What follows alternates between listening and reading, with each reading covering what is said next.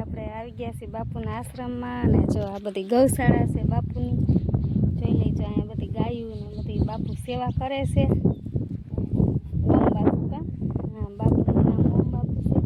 તો આ બધી જો અહીંયા સેવા કરે છે. સેવા બહુ સારામાં સારી કરે છે અને આપણે બાપુને પણ મળવા જાશું. તમે બધા કન્ટિન્યુ બ્લોકમાં રહેજો.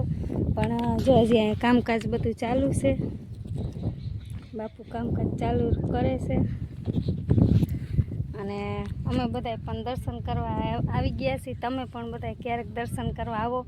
બાપુનું સાહિત્ય પણ બહુ સરસ છે અને તમને સાંભળવાની પણ બહુ મજા આવશે. બાપુની વાણી પણ બહુ સરસ છે અને આ બધી ગૌશાળાની બાપુ સેવા કરે છે અને આ પબ્લિક પણ એટલું બધું આવે છે. બહુ સરસ પબ્લિક આવે છે કાયમી માટે. તો કન્ટિન્યુ બ્લોકમાં રહેજો. આપણે બાપુને પણ મળવા જવાનું છે.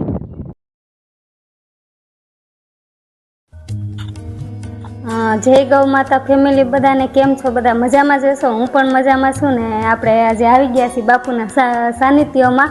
તો હવે બાપુને મળી લઈ, બાપુના દર્શન પણ કરી લીધા છે. બાપુ કેમ છે તબિયત પાણી તમારા? મજા છે બેન, તમે મજામાં?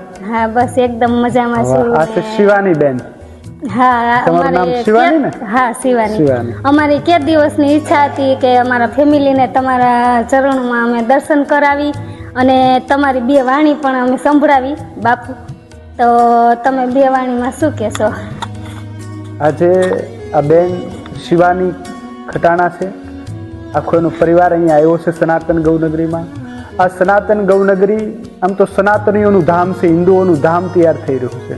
અહીંયા અંધ છે, અપંગ છે, બીમાર ગૌવંશ માટેની હજારો ગૌ માતાનું એક આશ્રિત સ્થાન તૈયાર થઈ રહ્યું છે. જે આપણે સનાતન ધર્મમાં જેને આરાધ્યા માનીએ છીએ, આપણે સનાતનીઓ સૌ જેને આપણે પ્રાણ કહીએ છીએ, એવી ગૌ માતાઓ રસ્તા ઉપર રખડી ભટકીને પ્લાસ્ટિક આદિ ખાઈને, કચરો ખાઈને પોતાનું જીવનનો ગુજારો કરતી હોય છે. એવી ગૌ માતાઓનું એક બહુ જ મોટું અમારો તો એવો સંકલ્પ છે કે 10,000થી પણ વધારે ગૌ માતા અહીં રહી શકે એવું એક આશ્રય સ્થાન તૈયાર થઈ રહ્યું છે. અહીંયા આપણે બધાએ સૌએ જોયું છે રામ મંદિર છે, કૃષ્ણ મંદિર છે, શિવ મંદિર છે.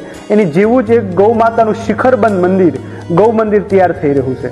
તેમજ કપિલા ગૌ માતા અહીંયા નિવાસ કરે છે. તો આવી અનેક પ્રકારની પ્રવૃત્તિઓ સનાતનીઓનું જે આપણે પરંપરા કહી શકીએ એ પરંપરાને લગતી બધી પ્રવૃત્તિઓ થઈ રહી છે.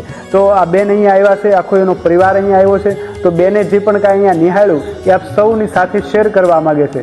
તો બેનને કહું કે આપ શું અહીંયા જોયું, શું દર્શન કર્યા, શું અનુભૂતિ કરી તમે? તો ફેમિલી જો કે બાપુનો આશ્રમ પણ બહુ સરસ છે અને બાપુ બહુ સરસ સારું કામ કરે છે. ગૌ માતાની સેવા પણ બહુ સારી કરે છે અને અહીંયા જોવાલાયક પણ બહુ સરસ છે બધું. તમે પણ બધા એકવાર બધા આવો, બહુ મજા આવશે. જો કે અમે તો અમારા શું કહેવાય બધા પરિવારની સાથે આવ્યા છીએ. અમને બહુ મજા આવી. જમવાનું પણ બાપુનું આગ્રહ હતું તો અમે પ્રસાદી પણ લીધી. બધી વ્યવસ્થા છે ને હજી જો ધીમે ધીમે બધી આગળ વ્યવસ્થા ચાલુ જ છે કામ એનું. અને ગૌશાળા પણ બહુ મોટી છે અહીંની. સરસ.